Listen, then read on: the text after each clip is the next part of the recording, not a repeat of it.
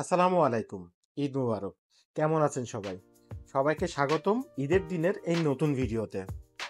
আজকের এই ঈদের দিন এবং এই ভিডিওটি দুটোই আমার জন্য খুবই স্মরণীয় হতে চলেছে। কেন সেটা ভিডিওর শেষ পর্যন্ত দেখলেই বুঝতে পারবেন। যেহেতু সকাল 7টায় ঈদের জামাত অনুষ্ঠিত হবে, তাই আমরা সকাল 6:30টার ভিতরে বাসা থেকে বের হয়ে যাই। বাসার নিচে নেমে দেখি কুরবানির মাংস কাটার জন্য সুন্দর বসার ব্যবস্থা করা হয়েছে। আমাদের এই বিল্ডিং থেকে টোটাল 5টা ছাগল এবং 12টা গরু কুরবানি দেওয়া হয়েছিল এবং এই গরুগুলো রাখার জন্য সুন্দর ব্যবস্থা করা হয়েছিল। ভিডিওতে যেমনটি দেখতে পাচ্ছেন, গেট দিয়ে বের হওয়ার সময় হাতের ডান দিকে সুন্দর করে বাঁশ দিয়ে ঘিরে গরুগুলো রাখার ব্যবস্থা করা হয়েছিল। ভিডিওর ডান দিকে যে দুটি গরু আপনাদেরকে দেখানোর চেষ্টা করছি, এই দুটা গরু আমাদের কুরবানির জন্য এই দুটা গরুই এবার কেনা হয়েছিল। এই গরু কিনতে যাওয়ার যে কাহিনীটি, সেটা একটি ভিডিও আকারে আমার এই চ্যানেলে রয়েছে, আপনারা চাইলে দেখে আসতে পারেন। ও আচ্ছা, আপনাদেরকে আরেকটি ইনফরমেশন জানিয়ে রাখি, এই গরু বা এই কুরবানিটা হচ্ছে নূর মোহাম্মদ সাহেবের। উনি যেহেতু এবার হজে আছেন, তাই ওনার পক্ষ থেকে আমাকে চট্টগ্রামের থেকে এই কুরবানিটা করতে হচ্ছে এবং সকল দায় দায়িত্ব উনি আমার উপর দিয়েছেন। আমাকে হেল্প করার জন্য নাজিরহাট থেকে শাহেদ ভাই এবং জলিল ভাই এসেছেন। তাদেরকে নিয়েই এখন আমরা নামাজে যাচ্ছি। 2 নাম্বার গেট মোড়ে 2 তলা মসজিদ নামে পরিচিত এই মসজিদে আমরা আমাদের ঈদের নামাজ আদায় করি।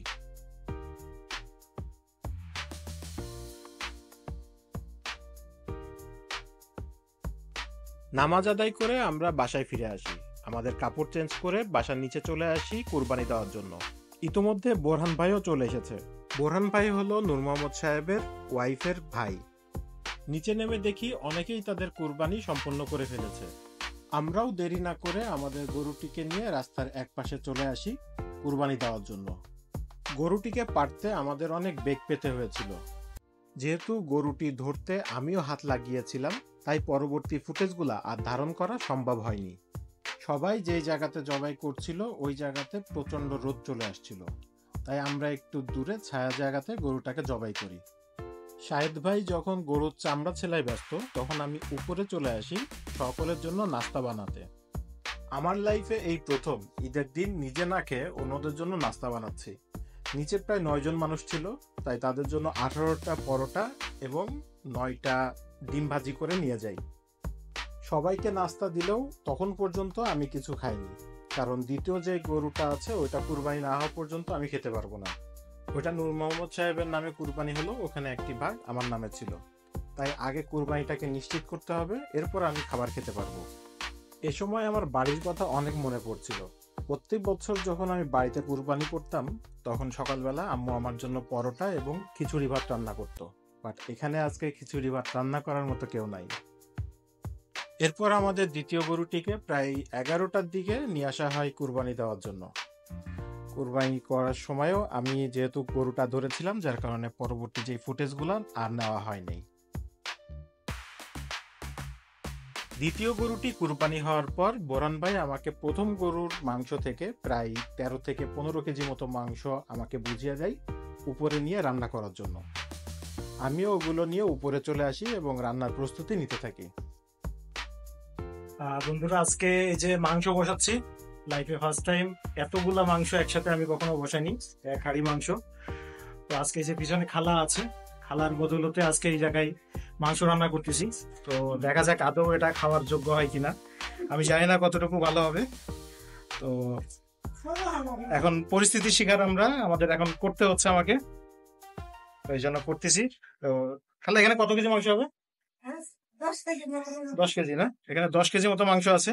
তো এর আগে যে মাংসগুলো আমি বাসায় রান্না করছি, সেগুলো হচ্ছে 1 থেকে 1.5 কেজি এরকম হবে।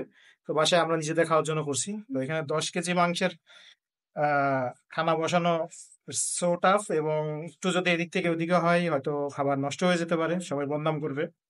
তো যাই না, সবাই দোয়া করবেন আমার জন্য। মাংসটা বসিয়ে দেওয়ার পর আমি ফুল দায়িত্বটাই খালাকে দিয়ে দিই, কারণ আমার চাইতে তিনি ভালো বুঝবেন যে খানাটা ঠিক মতো হচ্ছে কি হচ্ছে না। আর আমি নিচে চলে আসি মাংস কাটার জন্য। এসে দেখি তারা নিচেই রান্নার ব্যবস্থা করেছে বাবুর্চি এনে। তারা এখানেই গরুর মাংসগুলো কেটে এখানেই রান্নার ব্যবস্থা করেছে। আমিও সেই ফুটেজগুলো তুলে নিলাম কিছু আপনাদের সাথে শেয়ার করার জন্য। 2টা গরুর মাংস কেটে সবকিছু রেডি করতে আমাদের প্রায় 4টা বেজে যায়। এরপর আমরা দুপুরে খাবার খেতে যাই। ফ্রেন্ডস, আমরা যেটা রান্না করছিলাম সকালে সেটা দিয়ে এখন আমরা ভাত খাচ্ছি। আলহামদুলিল্লাহ যথেষ্ট ভালো হয়েছে। আমার রিভিউ আমি দিচ্ছি না, আমার সাথে আরো দুজন আছে। ভাই, মাংস রান্না কেমন হয়েছে? ইনশাআল্লাহ অনেক ভালো হয়েছে। এমনি নর্মালি এর আগে আমি 2-1 কেজি করে রান্না করছি, কিন্তু একসাথে প্রায় 10-15 কেজি এর আগে কখনো রান্না করি নাই বড় হাঁড়িতে, আজকেই ফার্স্ট। তো এলো অবস্থা।